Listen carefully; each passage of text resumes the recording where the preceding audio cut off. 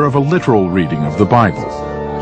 They believe the earth is less than 10,000 years old, and that God created everything fully formed, including humans, in just 6 days. Although most mainstream religions made peace with evolution decades ago, many creationists still see evolution as incompatible with their faith. And both creationism and evolution are no strangers to the court. Their legal battles stretch back to the famous Scopes monkey trial of 1925. Now, as I told you yesterday, Darwin's theory tells us that man evolved from a lower order of animals. In that case, a high school science teacher in Tennessee named John Scopes was accused of violating state law by teaching evolution. I hereby place you under arrest. Loosely portrayed in the classic film Inherit the Wind, the trial turned into a courtroom show. Clarence Darrow, the defense wishes to place Dr. Keller on the stand so that he can explain to the gentlemen of the jury the exact meaning of the theory of evolution. And three-time presidential candidate William Jennings Bryan. If you had a son, Mr. Sillars, or a daughter, what would you think if that sweet child came home from school and told you that a godless teacher... Scopes was found guilty of teaching evolution and slapped with a mere $100 fine. But the verdict would have a chilling effect on science education throughout the country for the next 3 decades. After the Scopes trial, textbook publishers decided that evolution was just too controversial a subject, and so they just quietly removed it from the textbooks. And for most of that time, the textbook was the curriculum, and so if it wasn't in the textbook, it didn't get taught. The chilling effect of the Scopes trial did not thaw until the 1960s. But as publishers slipped evolution back into their textbooks, creationists fought to teach their views in science class as well. Over the next 30 years, the two sides battled it out in court.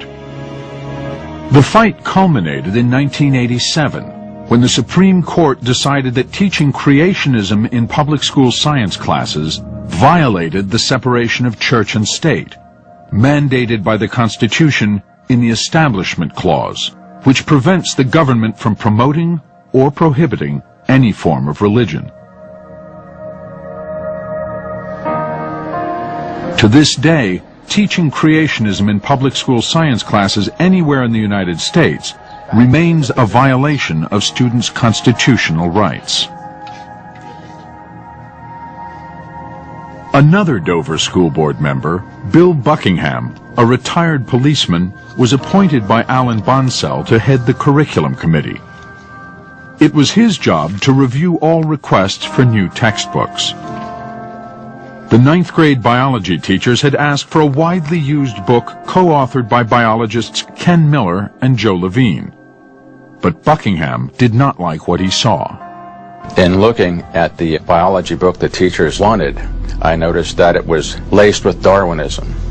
I think I listed somewhere between 12 and 15 instances where it talked about Darwin's theory of evolution.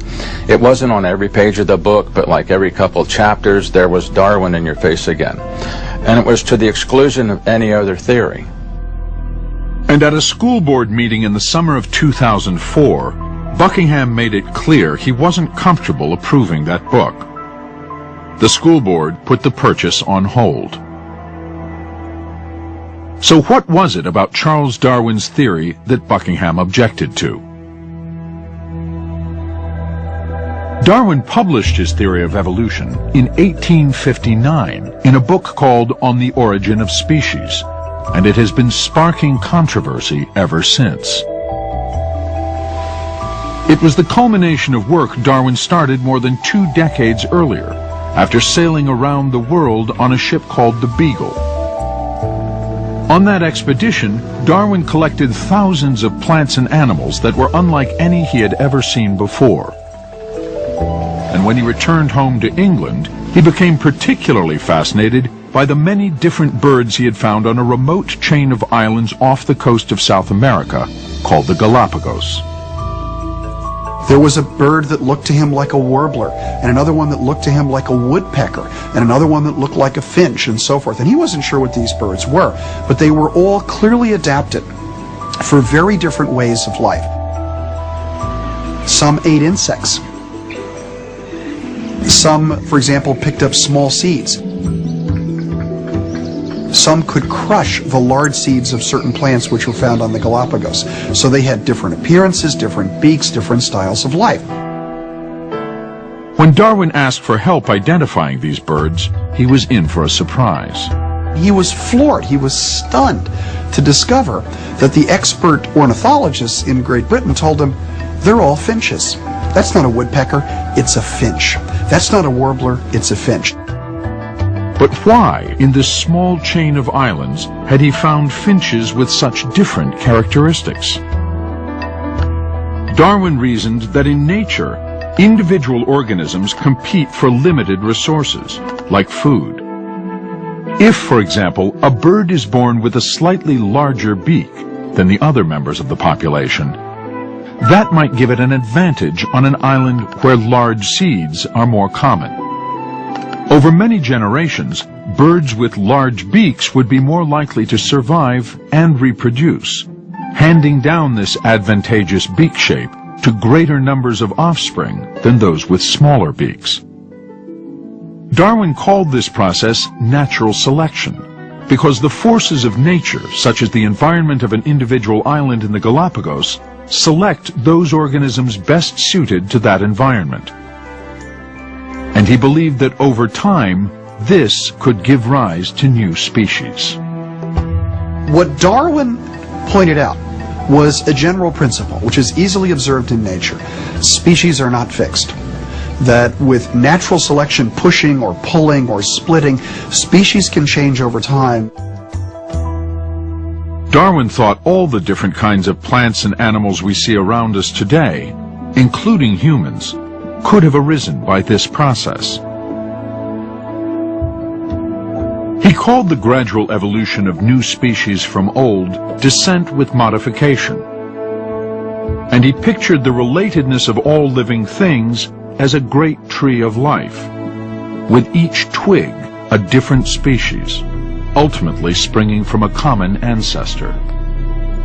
As you follow the family tree farther and farther back, say from our twig, which we're just one twig on this vast tree, what you see is our similarities with apes, then going further down, our similarities with other mammals, further down, our similarities with reptiles, further down, our similarities with amphibians, fish, all the way down to worms and jellyfish and so forth.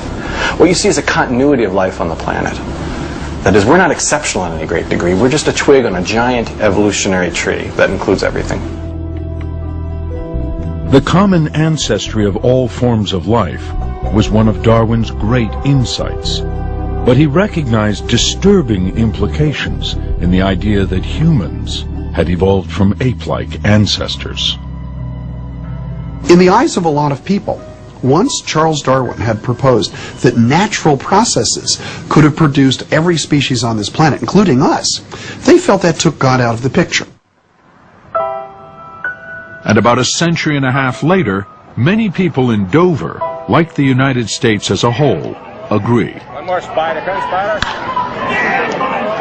To this day, somewhere between a third and half the U.S. population does not accept evolution. I find it personally offensive because I'm a Christian. I believe the Bible is the inerrant Word of God, and that the book of Genesis tells it like it is as to how we came into being. God didn't create monkey and then take man from a monkey. He created man. In Dover, hostility to the theory of evolution had already erupted in vandalism, after a Dover high school student painted a 16-foot mural depicting the evolution of humans from ape-like ancestors. The mural was on display